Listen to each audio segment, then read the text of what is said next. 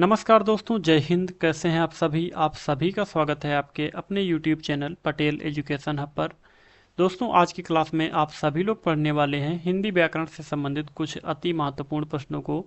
ये क्लास आपकी काफ़ी महत्वपूर्ण रहेगी हर एक कॉम्पिटेटिव एग्जाम के लिए जिसमें भी हिंदी पूछी जाती है।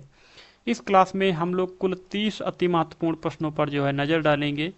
क्लास में जो प्रश्नों की संख्या है वो कम इसलिए रहती है ताकि प्रश्नों का जो एक सटीक ढंग से हम लोग व्याख्यात्मक तरीके से डिस्कस करते हैं वो काफ़ी अच्छी तरह से हो पाए, इसलिए प्रश्नों की संख्या कम रहती है। चलिए क्लास की हम लोग शुरुआत करते हैं दोस्तों पहले प्रश्न के साथ में। प्रश्न है, निम्नलिखित में से अल्प प्राण वर्ण कौन से हैं? बताना है अल्प प्राण वर्ण कौन से हैं। तो दोस्तों, वर्ण जो होते हैं इनको दो भागों में बांटा गया है, प्राणत्व के आधार पर या फिर प्राणवायु के आधार पर। तो एक आपका होता है अल्प प्राण, दूसरे की बात करें तो दूसरा होता है महाप्राण। ठीक है, महाप्राण। अल्प प्राण का मतलब होता है, अल्प का क्या अर्थ होता है? कम। ठीक है, प्राण का यहाँ पर मतलब होता है हवा से, तो कम हवा यानी कि जिनके उच्चारण में मुख से कम हवा निकलती है वो सभी जो है अल्प प्राण के अंतर्गत आते हैं। ठीक इसका उल्टा अगर कर दिया जाए, महा का मतलब होता है अधिक, तो जिनके उच्चारण में मुख से अधिक हवा निकलती है, हकार जैसी ध्वनि उत्पन्न होती है, वो सभी जो है महाप्राण के अंतर्गत आते हैं।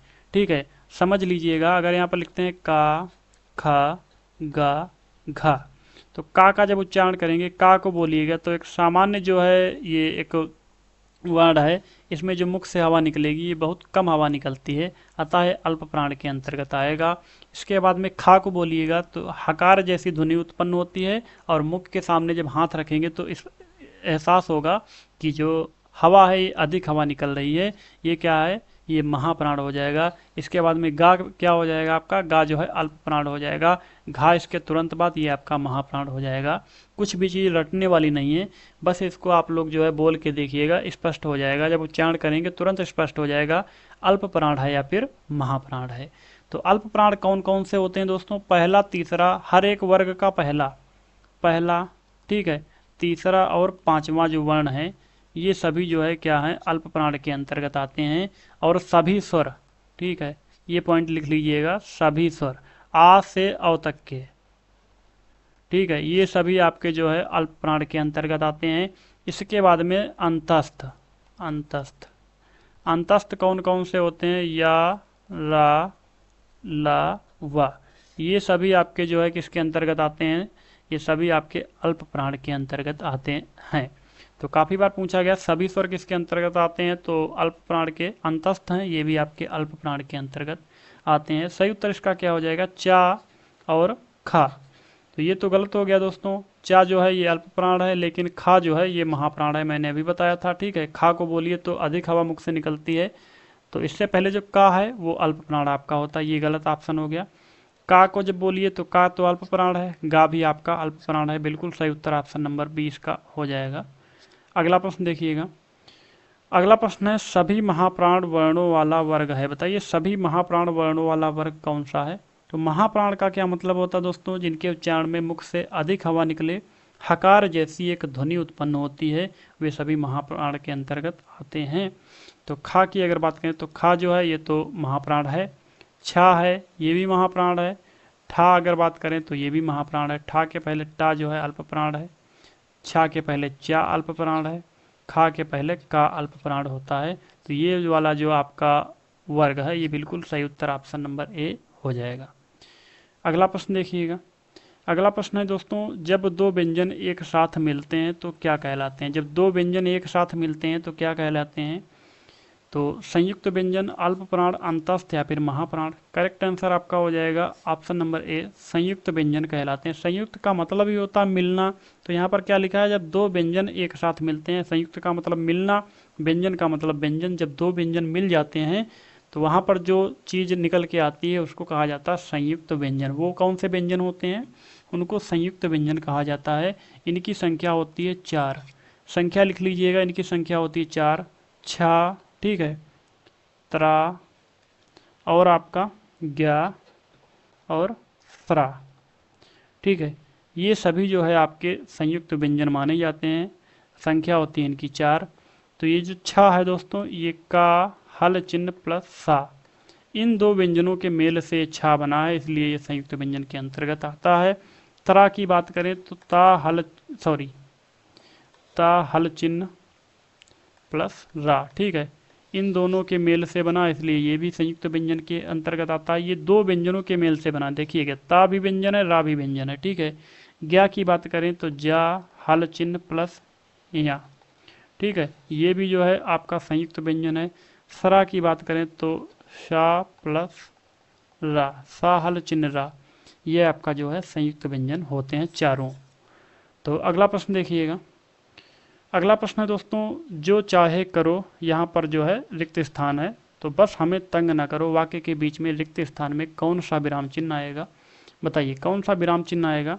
अल्प विराम, पूर्ण विराम, अर्ध विराम या फिर योजक चिन्ह। तो अल्प विराम का मतलब होता है जहाँ पर बहुत कम देर का ठहराव होता है, बिल्कुल जो है अल्प यानी कि क्षणिक विराम लिया जाता है, वहाँ पर इसका जो है प्रयोग किया जाता है। ये ऑप्शन गलत हो जाएगा। पूर्ण विराम की बात करें तो जो चीज़ हम लिख रहे हैं वो चीज़ अगर पूरी हो गई है, ठीक है, जो चीज़ हम कह रहे हैं वो चीज़ पूरी हो गई है, तो यहाँ पर जो है पूर्ण विराम का प्रयोग किया जाता है। यहाँ पर पूरी तो हुई नहीं है ना, थोड़ा सा ठहराव लिया गया है, तो यहाँ पर करेक्ट आंसर हो जाएगा अर्ध विराम। जब अल्प विराम से अधिक और पूर्ण विराम से कम देर का ठहराव होता है तो वहाँ पर अर्ध विराम का प्रयोग किया जाता है। इसका निशान कुछ इस तरह से होता है, ठीक है। ऑप्शन नंबर सी इसका बिल्कुल सही उत्तर हो जाएगा। इसी तरह से देख लीजिएगा, कहा जाए अगर सूर्यास्त हो गया, ठीक है, इसके बाद में हमने विराम लिया, फिर दूसरा जो वाक्य है चिड़िया चहचहाने लगी, तो यहाँ पर भी इसी तरह से अर्ध विराम लगेगा। अगला प्रश्न देखिएगा, हे भगवान मेरी रक्षा करो, दिए गए विकल्पों में से सही विकल्प का चयन कर रिक्त स्थान को भरिए। सही उत्तर क्या हो जाएगा दोस्तों, हे भगवान।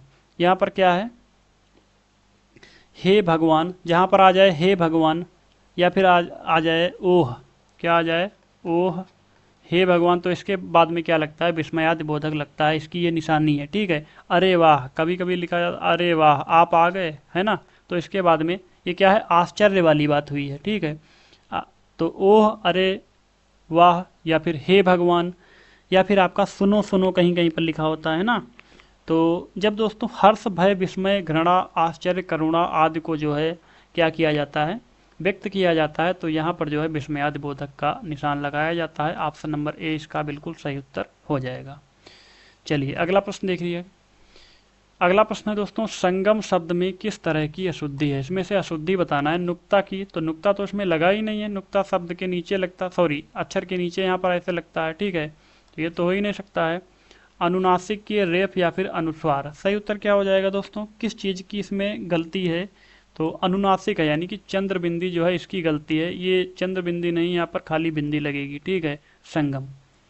तो बिल्कुल सही उत्तर क्या हो जाएगा, ऑप्शन नंबर 20 का करेक्ट आंसर हो जाएगा, अनुनासिक की गलती है इसमें। अगला प्रश्न देखिए, एक युग्म अशुद्ध है, बताइए एक युग्म इसमें से अशुद्ध है। धूम धड़ाका अनुकरण वाचक शब्द, ये तो करेक्ट है, ठीक है। अनुकरण वाचक शब्द नहीं पता है तो अगले प्रश्न में इसकी व्याख्या कर दी जाएगी। इसके बाद में जूता देशा शब्द, ये भी सही है। औरत हिंदी शब्द, तो बिल्कुल गलत हो जाएगा, औरत जो है हिंदी शब्द नहीं है, अरबी का शब्द है, यानी कि विदेशी शब्द है, ठीक है। औरत को अगर हम लोग हिंदी में कहेंगे तो उसको कह सकते हैं स्त्री, न कि औरत, ठीक है। चलिए, रेल जो है ये अंग्रेजी का शब्द है, तो ऑप्शन नंबर सी इसका बिल्कुल करेक्ट आंसर हो जाएगा। औरत को हिंदी में क्या कहते हैं, स्त्री, जबकि औरत के आगे हिंदी शब्द, ये हिंदी शब्द नहीं है, औरत है ना, ये आपका जो है अरबी शब्द है। अगला प्रश्न है, निम्नलिखित में से कौन सी एक ध्वनि अनुकरणात्मक शब्द का उदाहरण है, बताइए अनुकरणात्मक शब्द का उदाहरण है दोस्तों। इसको ध्वन्यात्मक भी कहा जाता है, क्या कहा जाता है, ध्वन्यात्मक, ठीक है। तो ध्वन्यात्मक अगर पूछ दिया जाए तो कंफ्यूज नहीं होना है। तो अनुकरणात्मक या ध्वन्यात्मक क्या होता है दोस्तों, कोई जीव जंतु होता है या फिर किसी भी प्रकार की जो वस्तुएं होती हैं उनसे जो आवाज़ निकलती है, जो ध्वनियाँ निकलती हैं, उनसे बनाए गए शब्द, उनका जो नाम दे दिया जाता है दोस्तों, यही जो है अनुकरणात्मक शब्द कहलाते हैं।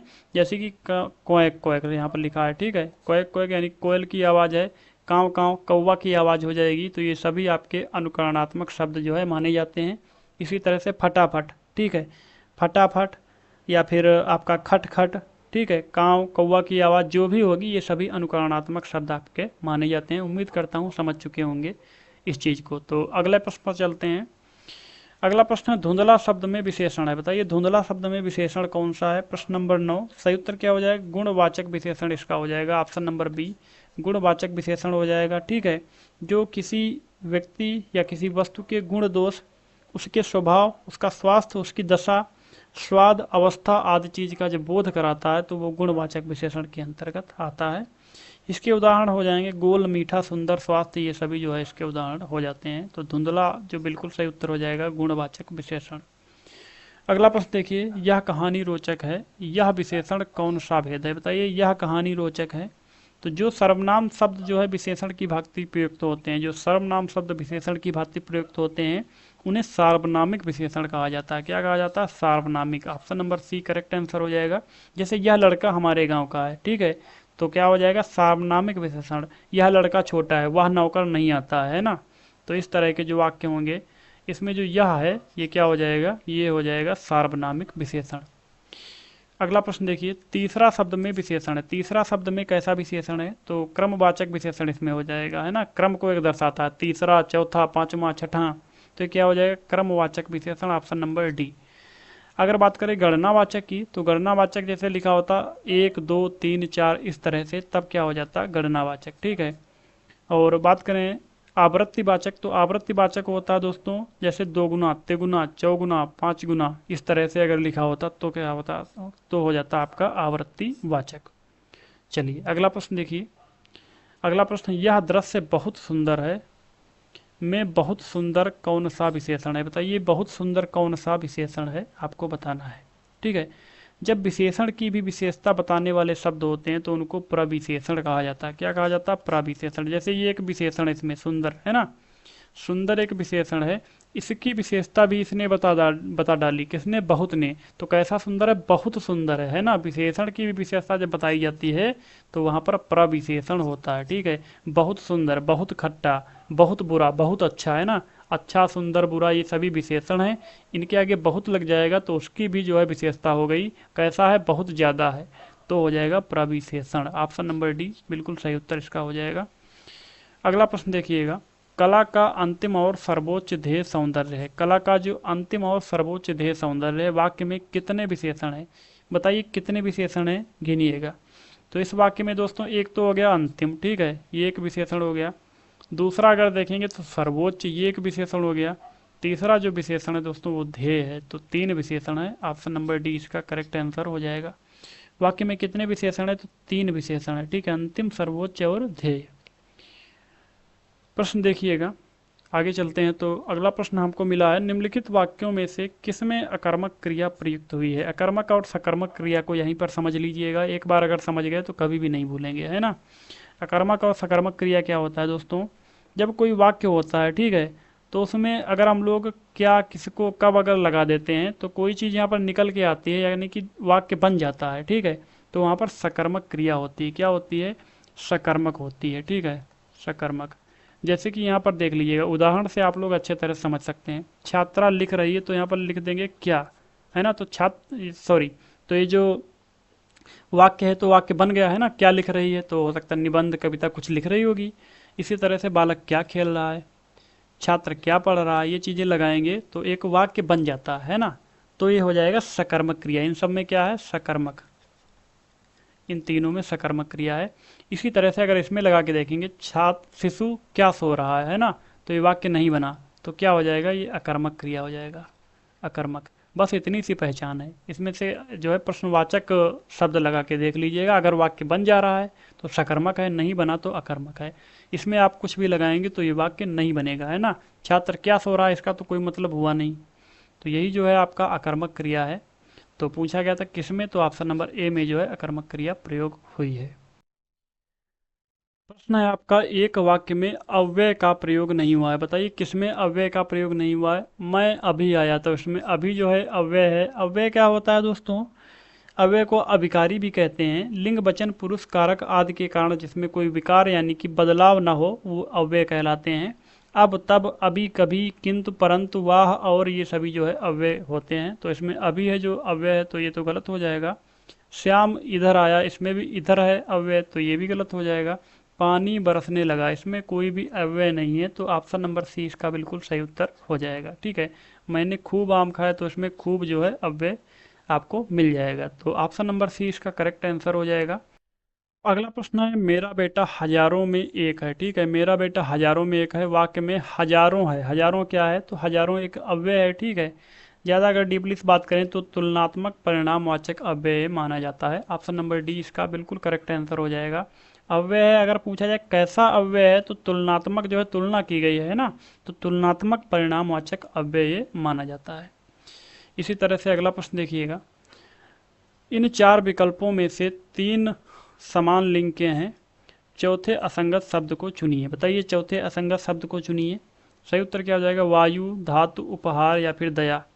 तो ये वायु की अगर बात करें तो वायु आपका स्त्रीलिंग हो जाएगा। क्या है, स्त्रीलिंग। जैसे कहेंगे हवा चल रही है ना, हवा चल रही है, तो ये क्या हो गया, स्त्रीलिंग हो गया। धातु भी स्त्रीलिंग हो जाएगा, कोई एक इससे वाक्य बना के देख लीजिएगा। तो ये धातु कैसी है ना, ये धातु कैसा है नहीं कह सकते हैं। ये धातु मजबूत है या कैसी है, तो कैसी है, कैसा है नहीं कह सकते, ये भी स्त्रीलिंग है। इसी तरह से उपहार, तो उपहार एक पुल्लिंग है ना, उपहार दिया गया, तो उपहार एक पुल्लिंग है। दया भी आपका स्त्रीलिंग है, तो ये जो है भिन्न है, ऑप्शन नंबर सी। तीन स्त्रीलिंग है ये तीनों, ये आपका जो है पुल्लिंग है, तो ऑप्शन नंबर सी भिन्न है, असंगत है, इसीलिए प्रश्न का सही उत्तर ऑप्शन नंबर सी हो जाएगा। अगला प्रश्न देखिए, किस शब्द में गण का प्रयोग कर बहुवचन नहीं बनाया जा सकता। बताइए, किसमें जो है गण का प्रयोग कर बहुवचन नहीं बनाया जा सकता है। प्रश्न नंबर 19, तो सही उत्तर क्या हो जाएगा, नेता या फिर शिक्षक, भक्त या फिर देवी। तो नेता गण यहाँ पर कह सकते हैं, है ना, शिक्षक गण भी कह सकते हैं, जब बहुवचन बनाएंगे तो गण इसमें लगा सकते हैं, भक्त गण लगा सकते हैं। देवी में दोस्तों गण नहीं लगा सकते हैं। ठीक है, देवी का जो बहुवचन होता है देवियों, गण नहीं लगा सकते हैं इसमें, अतः यही इसका प्रश्न का बिल्कुल सही उत्तर ऑप्शन नंबर डी जो है हो जाएगा। चलिए अगला प्रश्न देखिएगा, प्रश्न नंबर 20, तो निम्नलिखित वाक्यों में से भविष्यत काल को पहचानिए। भविष्यत काल को पहचानिए, तो गाय घास चरती है। ठीक है, गाय घास चरती है यानी कि सामान्य वर्तमान काल है। क्या है, सामान्य वर्तमान। ठीक है, काम हो रहा है ना। रोहन मुंबई गया था, रोहन मुंबई गया था यानी कि मुंबई गया था, तो भूतकाल है, कैसा है, पूर्ण भूतकाल, पूर्ण भूतकाल। बात कन्फर्म है कि गया था। ठीक है, मैं कल घूमने जाऊंगी, तो मैं कल घूमने जाऊंगी बिल्कुल सही उत्तर हो जाएगा। भविष्यत काल है यानी कि आगे की बात हो रही है कि कल जाऊंगी, तो भविष्यत काल ऑप्शन नंबर सी इसका सही उत्तर हो जाएगा। माँ बच्चे को पढ़ा रही है, ये कैसा है, ये दोस्तों तत्कालीन वर्तमान काल है, तत्कालीन वर्तमान काल, वर्तमान काल। ठीक है, ऑप्शन नंबर सी इसका करेक्ट आंसर हो जाएगा। अगला प्रश्न देखिएगा, निम्नलिखित में से कौन सा शब्द दोनों वचनों में समान रहता है। बताइए, बहुवचन और एक वचन दोनों में समान रहता है, कोई भी विभिन्नता उसमें नहीं आती है। क्या सही उत्तर हो जाएगा, तो कथा, कथा का क्या हो जाएगा, कथाएं, है ना। लता का लताएं, सरसों का सरसों ही रहता है। ठीक, कुटिया का, कुटी का क्या होता है, कुटिया। ठीक है, कुटियाँ। तो सरसों जो होता है दोस्तों, एक वचन हो चाहे बहुवचन, ये हमेशा समान रहेगा। ऑप्शन नंबर सी इसका बिल्कुल सही उत्तर हो जाएगा। अगला प्रश्न है दोस्तों, बच्चे बस से पाठशाला जाते हैं, किससे जाते हैं, तो बस से पाठशाला जाते हैं। इस वाक्य में कौन सा कारक है। कारक पूछा गया है, कर्म कारक, करण, अपादान या फिर संप्रदान। जब किसी वाक्य में किसी की सहायता ली जाए, यानी कि बस से पाठशाला जाते हैं, तो वहाँ पर करण कारक हो जाता है। इस प्रश्न में ऑप्शन नंबर 20 का बिल्कुल सही उत्तर हो जाएगा। ठीक है, चलिए अगला प्रश्न देखिएगा, तो वह घर से बाहर गया। ठीक है, वह घर से बाहर गया, इस वाक्य में से कौन सा कारक है। बताइए, से कौन सा कारक है, कर्ता है, करण है, कर्म है, अपादान है। सही उत्तर क्या हो जाएगा दोस्तों, से जो है इससे पहले वाले प्रश्न में भी से आया था, लेकिन वहाँ पर करण कारक है। जब अपादान में से मिलेगा तो यहाँ पर से का जो अर्थ होगा दोस्तों, ये हमेशा अलगाव को दिखाएगा। क्या दिखाएगा, अलगाव, यानी कि अलग हुआ है। ठीक है, तो वह घर से बाहर गया, अभी तक वो घर में था, लेकिन अब क्या हुआ, वो बाहर चला गया, यानी कि घर से अलग हो गया है ना।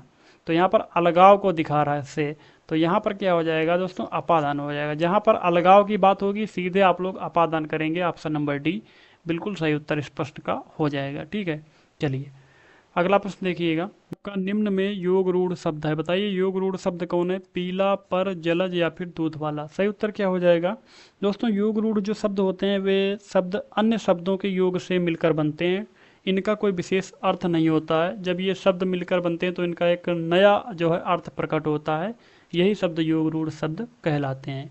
तो इसमें बिल्कुल सही ऑप्शन जो हो जाएगा, ऑप्शन नंबर सी आपका जलज हो जाएगा। ठीक है, जलज का मतलब होता है जल में उत्पन्न होने वाला, अर्थात कमल। ठीक है, इसका एक दूसरा नया जो है अर्थ निकल के आया, अर्थात कमल। तो यही योग रूढ़ की निशानी है। लंबोदर होता है, ठीक है, लंबा है जिसका उदर अर्थात गणेश जी, ये भी योग रूढ़ हो जाएगा।